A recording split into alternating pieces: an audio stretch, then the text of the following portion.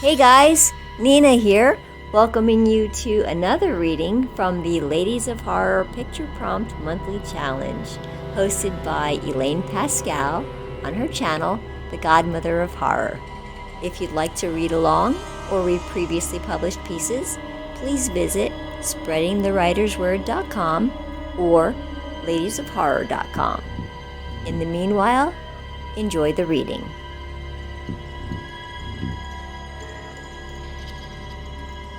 Herself by Ptacek.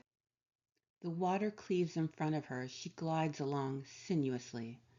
The cool wetness caresses her skin, her scales, and she lowers her head to the water and is refreshed. She glances up at the sky.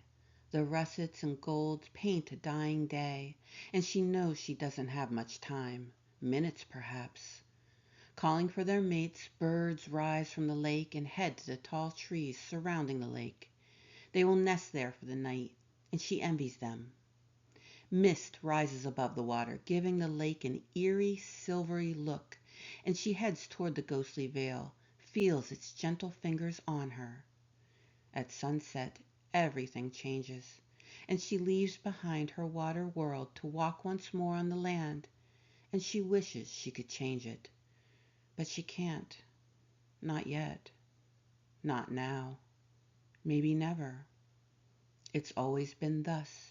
She was born this way, a child of water and land, of both, but not wholly of either. Her mother was the same. Her father, she doesn't remember.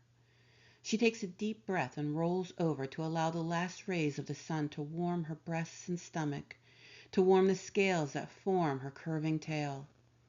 She sighs and dives deep, scaring the few fish remaining in the lake, gliding over the pale blue stones lining the lake floor. And when she finally bursts out of the water, droplets spraying everywhere, she finds the sun's light is gone, and darkness is creeping into the forest and the lake, and she begins to feel the change.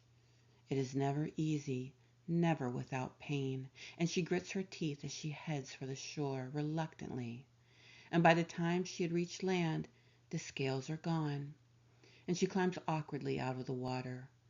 Only in the water is she graceful. Near the car sits her assistant, patiently waiting, as he has done for hours, as he does each day.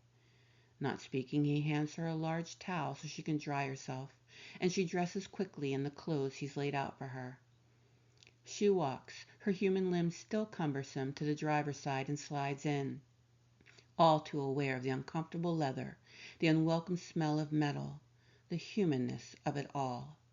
Her assistant sits in the passenger seat and begins to talk in a low voice, quickly bringing her up to date on the news that she missed during the day, the transactions that await her, the meetings that must take place now that it's night, and all she can think of is dawn, when she returns to the lake and her natural self.